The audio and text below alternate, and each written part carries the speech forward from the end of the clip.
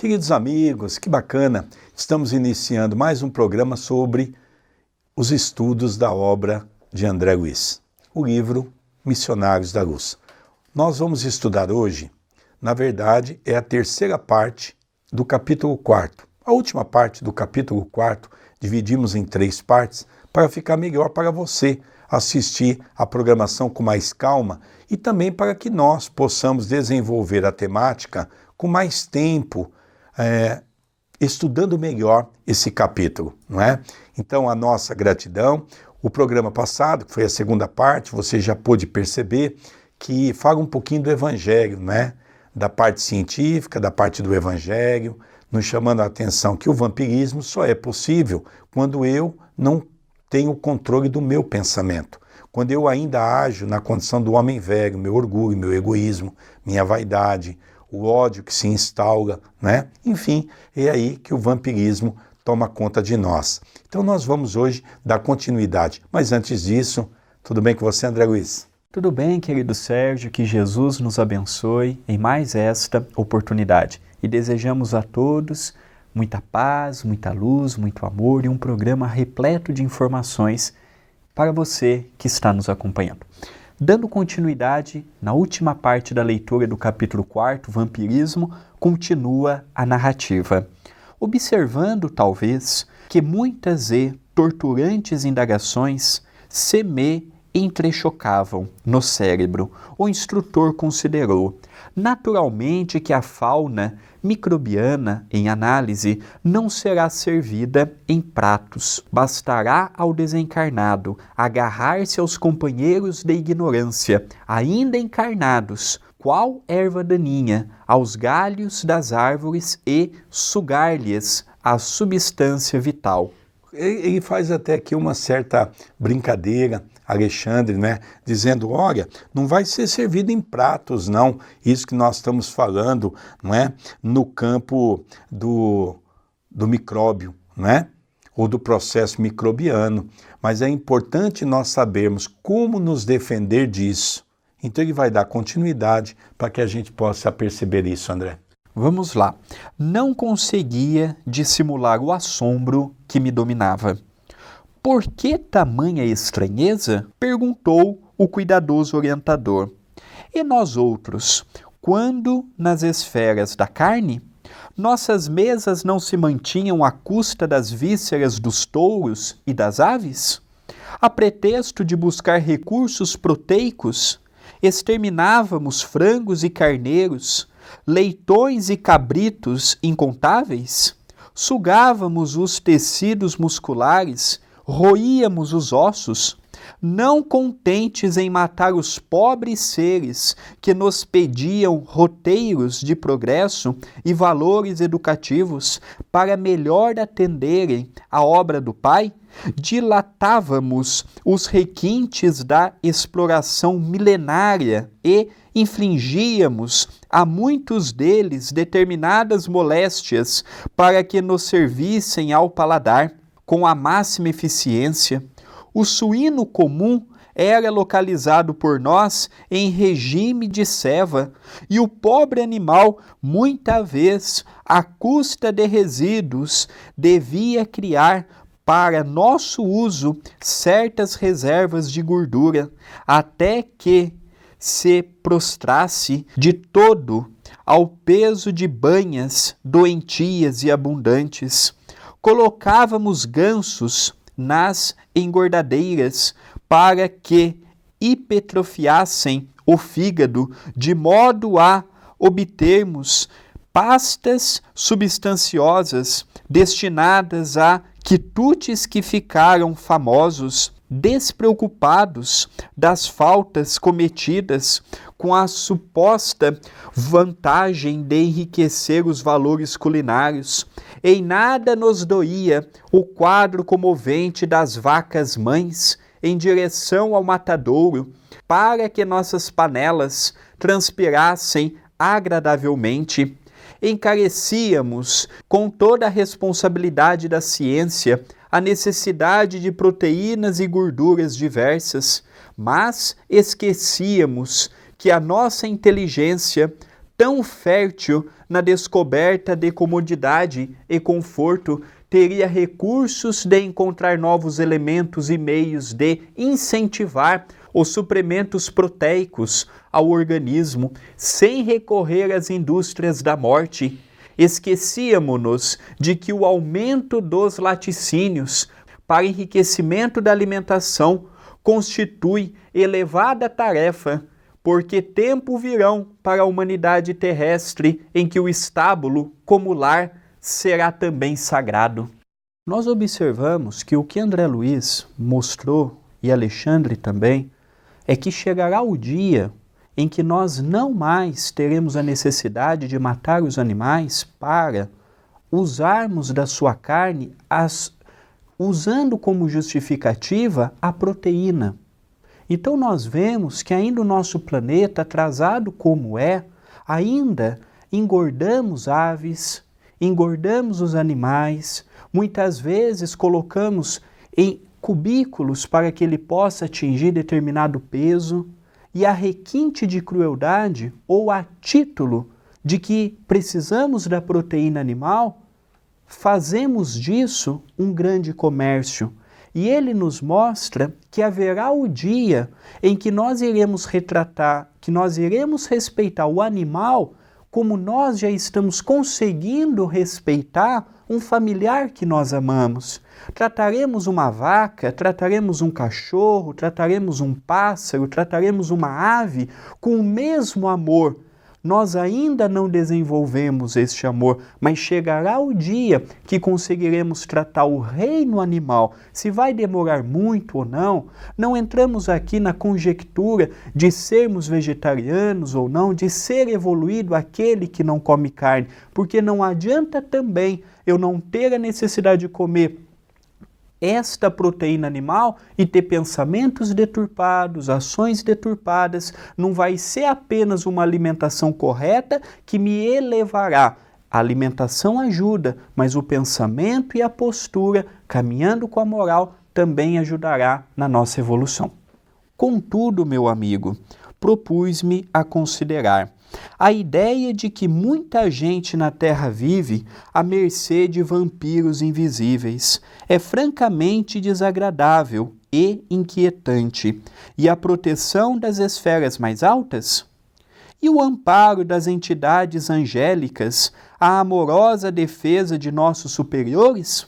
André, meu caro, falou Alexandre benevolente, devemos afirmar a verdade, embora contra nós mesmos. Em todos os setores da criação de Deus, nosso Pai colocou os superiores e os inferiores para o trabalho de evolução, por meio da colaboração e do amor, da administração e da obediência. Atrever-nos-íamos a declarar, porventura, que fomos bons para os seres que nos eram inferiores? Não lhes desvastávamos a vida, personificando diabólicas figuras em seus caminhos? Claro que não desejamos criar um princípio de falsa proteção aos irracionais, obrigados, como nós outros, a cooperar com a melhor parte de suas forças e possibilidades no engrandecimento e na harmonia da vida. Nem sugerimos a perigosa conservação dos elementos reconhecidamente daninhos. Todavia, devemos esclarecer que, no capítulo da indiferença para com a sorte dos animais, da qual participamos no quadro das atividades humanas, nenhum de nós poderia, em sã consciência, atirar a primeira pedra. Os seres inferiores e necessitados do planeta não nos encaram como superiores generosos e inteligentes, mas como verdugos cruéis. Confiam na tempestade furiosa que perturba as forças da natureza, mas fogem desesperados à aproximação do homem de qualquer condição, executando-se os animais domésticos que, por confiar em nossas palavras e atitudes, aceitam o cutelo no matadouro, quase sempre com lágrimas de aflição, incapazes de discernir com o raciocínio embrionário onde começa a nossa perversidade e onde termina a nossa compreensão. Se não protegemos nem educamos aqueles que o Pai nos confiou, como germes frágeis de racionalidade nos pesados vasos do instinto, se abusamos largamente de sua incapacidade de defesa e conservação, como exigir o amparo de superiores benevolentes e sábios, cujas instruções mais simples são, para nós, difíceis de suportar pela nossa lastimável condição de infratores da lei de auxílio mútuos? Na qualidade de médico, você não pode ignorar que, embriologista, contemplando o feto humano de seus primeiros dias, à distância do veículo natural, não poderá afirmar com certeza se tem sob os olhos o germe de um homem ou de um cavalo. O médico legista encontra dificuldades para determinar se a mancha de sangue encontrada eventualmente provém de um homem, de um cão ou de um macaco. O animal possui igualmente o mesmo sistema endócrinico, suas reservas de hormônios, seus processos particulares de reprodução em cada espécie e, por isso mesmo, tem sido auxiliar precioso e fiel da ciência na descoberta dos mais eficientes serviços de cura das moléstias humanas, colaborando ativamente na defesa da civilização. Entretanto, nós vamos perceber que quando Alexandre recebe essa pergunta de André Luiz sobre essa questão, não é? Por que Deus permite isso? Por que o alto permite isso? Então, Alexandre faz uma descrição, que na verdade Deus nos deu um planeta pela qual nós seríamos responsáveis por essa nossa vivência na Terra. Porque nós somos espíritos, hoje na condição de espíritos encarnados e amanhã na condição do espírito liberto. E nós vamos dar continuidade naquilo que o nosso pensamento projeta. Então é exatamente isso que ele vem mostrar para nós. Deus criou-nos, como disse Jesus, simples e ignorante. E a partir daí, cada um de nós vamos buscar a nossa evolução através do nosso esforço, através da nossa dedicação. Então o planeta Terra é uma escola que se encontra no mundo de provas e expiações, prestes a mudar para o mundo de regeneração. O mundo de regeneração é onde o bem já se impõe sobre o mal. Mas o mundo que nós estamos tendo hoje é um mundo que o mal impera sobre o bem. Então é natural que nós tenhamos ainda todo esse quadro deficitário pela condição da mente humana. Então nós temos ainda um ser ruim dentro de nós, o ser maldoso dentro das nossas ações, o ser egocêntrico. É isso que Alexandre vem explicar. Dando continuidade na leitura, interrompera-se o instrutor e, considerando a gravidade do assunto, perguntei com emoção: como solucionar tal dolorosos problemas? Os problemas são nossos, esclareceu o generoso amigo tranquilamente. Não nos cabe condenar a ninguém. Abandonando as faixas de nosso primitivismo, devemos acordar a própria consciência para a responsabilidade coletiva. A missão do superior é de amparar o inferior e educá-lo. E os nossos abusos para com a natureza estão cristalizados em todos os países há muitos séculos. Não podemos renovar os sistemas econômicos dos povos de um momento para o outro, nem substituir os hábitos arraigados e viciosos de alimentação imprópria de maneira repentina. Refletem eles, igualmente, nossos erros multimilenários, mas na qualidade de filhos endividados para com Deus e a natureza, devemos prosseguir no trabalho educativo, acordando os companheiros encarnados, mais experientes e esclarecidos, para a nova era em que os homens cultivarão o solo da terra, por amor e utilizar-se-ão dos animais, com espírito de respeito, educação e entendimento. Aqui nós observamos, de um modo claro, que a espiritualidade respeita também as nossas necessidades. Talvez seja a primeira encarnação que nós estamos tendo, em que nós estamos vendo que respeitar os animais faz parte também do burilamento de nossas almas. É evidente que eu já trago durante séculos e mais séculos a necessidade, por exemplo, de consumir a proteína animal. E eu, pelo meu organismo, serei convidado a uma restituição alimentar com o tempo. Não é para o dia, para a noite. Para muitos, deixar de comer a carne, por exemplo, é um grande esforço.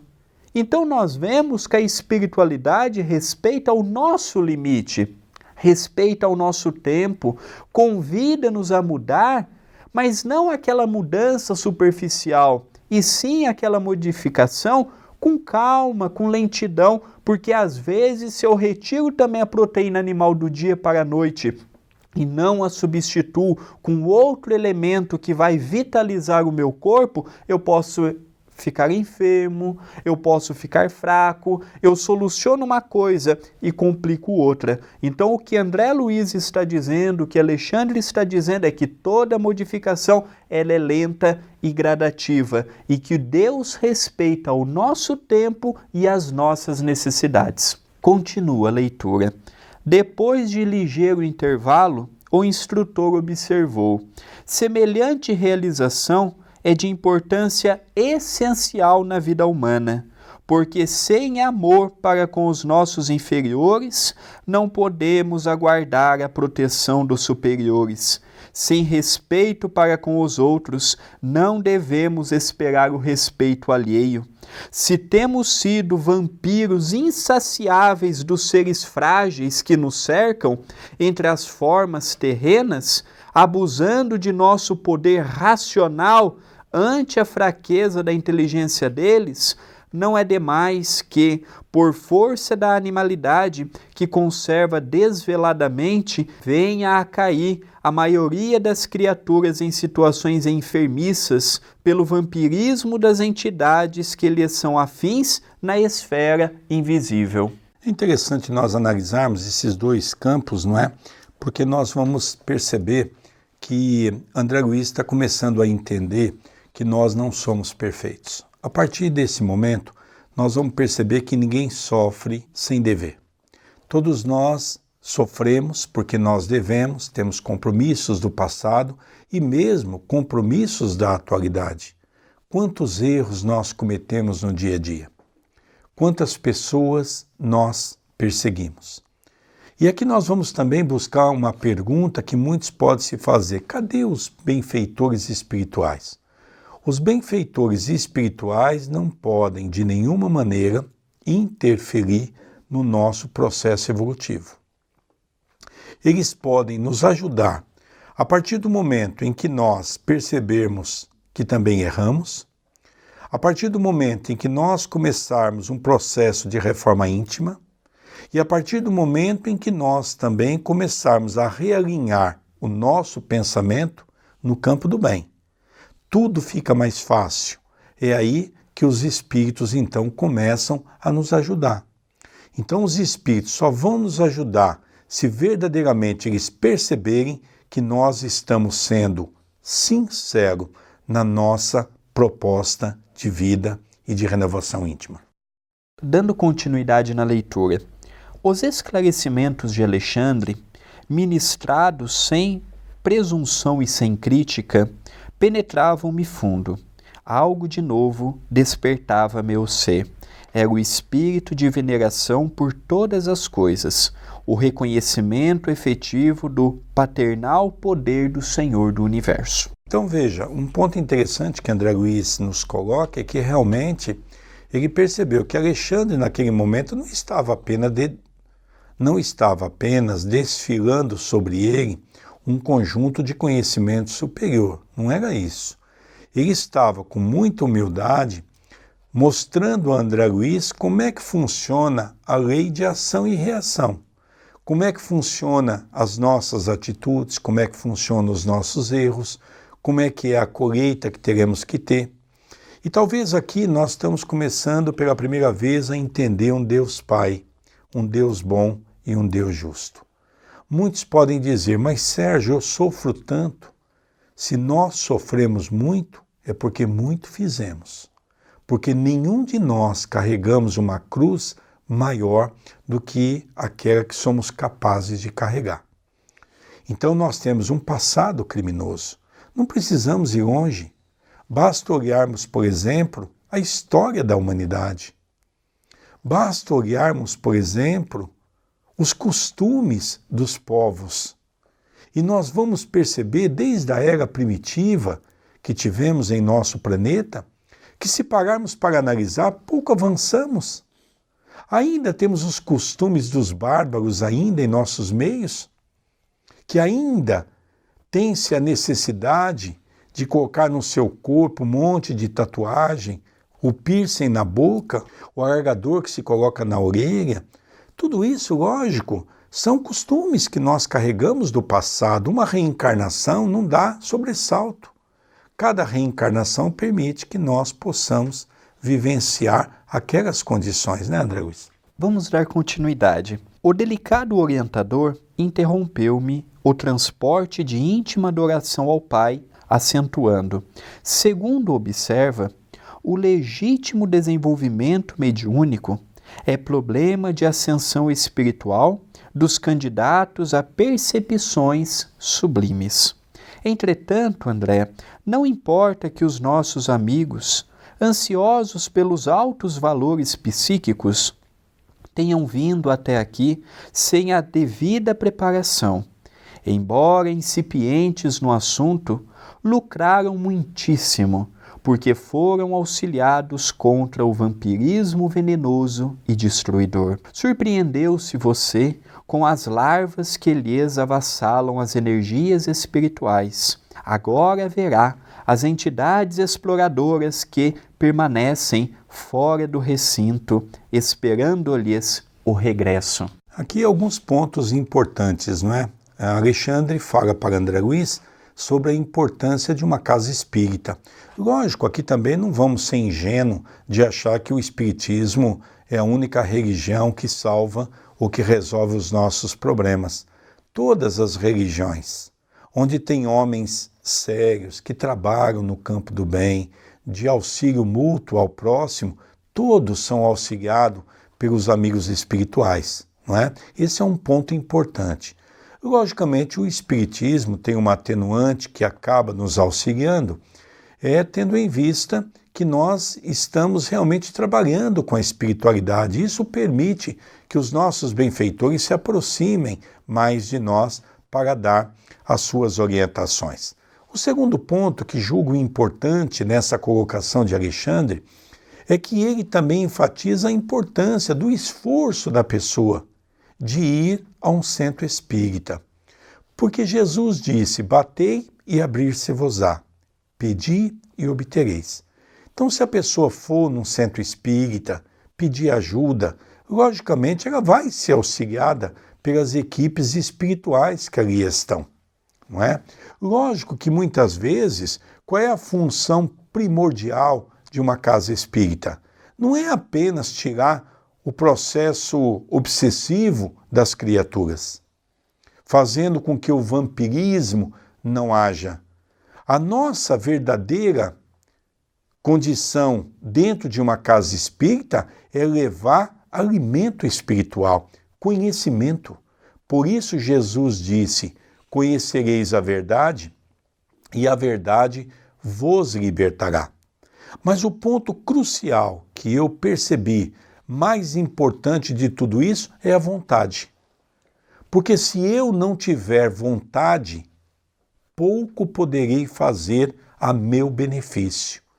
Não adianta eu ter um amigo espiritual, um anjo da guarda, seja o nome que for, de um espírito que queira me ajudar, mas se ele não encontrar em mim um recipiente propício para receber ajuda, pouco ou quase nada eles vão poder fazer. Então, por isso que a maneira educativa que uma casa espírita hoje deva nos oferecer, para podermos mudar a nossa faixa vibratória, é como assistir uma televisão.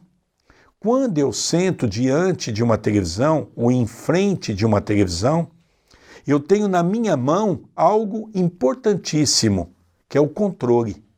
Quando eu não gosto de uma programação, eu mudo para outro canal.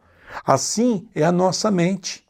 Quando eu percebo que o canal do meu pensamento está negativo, um filme de terror, um filme de maledicência, um filme de vício, de sexo, de ódio, o que eu tenho que fazer? Mudar. Então é onde eu vou pegar um livro edificante, ouvir uma palestra, é onde eu vou ler um livro, é onde eu vou fazer um bem. Então é isso que Alexandre explica para André Luiz. Não é mesmo, André Luiz? É verdade. Mostra a importância da assiduidade, do comprometimento.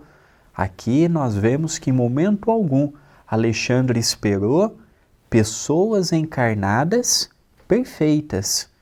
Respeitou o limite e o tempo de cada um. Tanto é que já foi visto nos programas anteriores todo o preparo que a espiritualidade tem envolvendo os encarnados. Nós vimos no capítulo 1 deste livro como é que os espíritos são generosos nos dias em que nós nos propomos ao trabalho. Agora, aquela parte da limpeza mental, da limpeza sentimental, da limpeza espiritual, isto depende única e exclusivamente de nós, os encarnados. E para encerrarmos este capítulo, continua a narrativa. Lá fora, perguntei alarmado.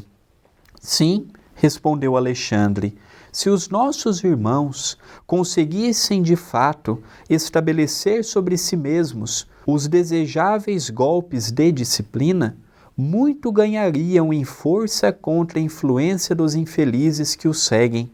Lamentavelmente, no entanto, são raros os que mantêm a necessária resolução.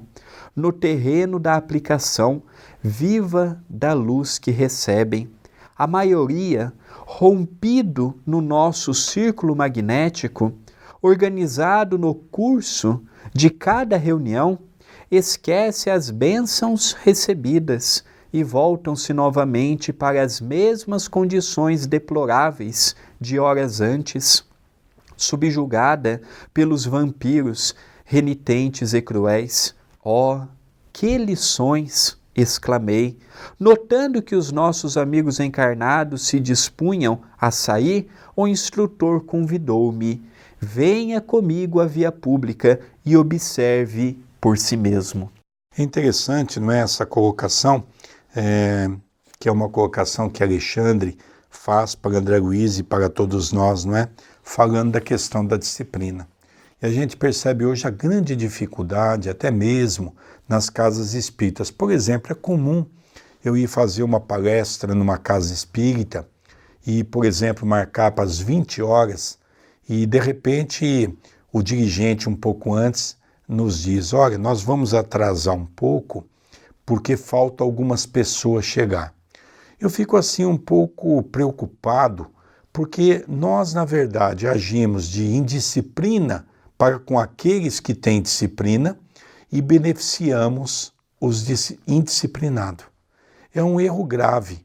Se nós temos um horário a cumprir, nós temos uma disciplina a seguir, então é um dos argumentos mais belos que a doutrina espírita nos traz.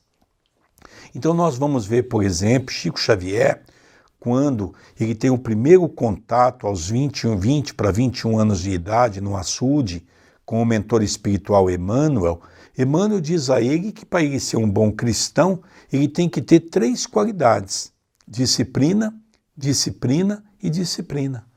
Então nós começamos a perceber que realmente falta um pouco, não apenas no movimento espírita, na nossa casa. Nós não temos disciplina na nossa vida. Estamos sempre chegando atrasados nos lugares, estamos sempre correndo, não planejamos a nossa vida e depois nós ficamos preocupados porque muitas coisas não dão certo na nossa vida. E a indisciplina gera um desconforto emocional.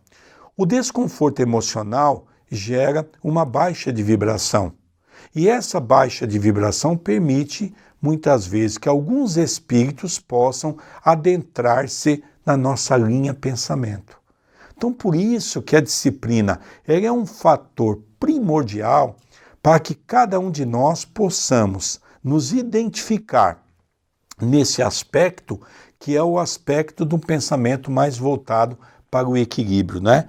Mas o que nos chama a atenção é que quando terminou, ele disse para André Luiz: vem, André Luiz, vamos dar uma volta lá na rua e você vai acompanhar os espíritos que estão acompanhando os transeuntes na rua.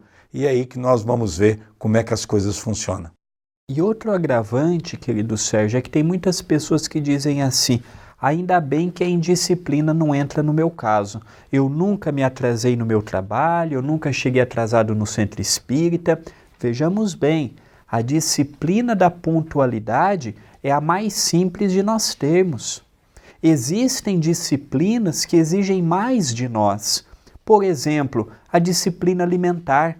Sabermos a hora de parar de comer, sabermos a hora e o quanto vamos nos alimentar. A disciplina sexual. Às vezes nós cobiçamos uma mulher, às vezes nós cobiçamos um homem, dependendo do sexo da pessoa que está nos assistindo nesse momento, da atração que ele tem. Às vezes nós olhamos e o nosso pensamento voa. A disciplina emocional. Às vezes eu entro num desespero quando eu ouço um não, quando eu ouço uma crítica. Às vezes eu entro num desespero quando eu vejo uma pessoa que me passou e me fechou no trânsito, xingo, brigo, mando a pessoa para aquele lugar. Então a disciplina, ela não é apenas da pontualidade. Nós vemos que eu posso ter a disciplina da pontualidade, mas e estas outras? Será que eu já tenho? Então, disciplina é um capítulo muito vasto, é uma virtude muito difícil de termos, porque ela envolve todo um coletivo e não apenas a de olharmos no relógio e termos a pontualidade. André, fala um pouquinho para o nosso telespectador, um pouquinho das nossas programações e dos nossos programas. Falamos sim. O nosso programa está no canal do YouTube da TV A Caminho da Luz. Se você ainda não faz parte, se inscreva já. youtube.com/TV A Caminho da Luz. Curta, deixe o seu like, deixe o seu comentário e compartilhe. E se você quiser, pode entrar em contato conosco através do WhatsApp, recebendo a nossa lista de transmissão, mandando a sua pergunta, mandando a sua participação. O nosso WhatsApp é, se você mora fora do Brasil, acrescente mais 55. O número é 19 99778 2794. Estamos encerrando o nosso programa de hoje, que é o estudo das obras de André Luiz. Nós hoje estudamos o capítulo 4, fizemos a terceira parte, encerramos esse capítulo e gostaríamos que você pudesse acompanhar conosco o quinto, que será um capítulo muito interessante, já que Alexandre convida André Luiz para ir na rua ver as pessoas e os espíritos que nos acompanham. Não perca não, vale a pena. Um beijo carinhoso no seu coração e até o próximo programa. Que Jesus te abençoe, te ampare e te ilumine sempre.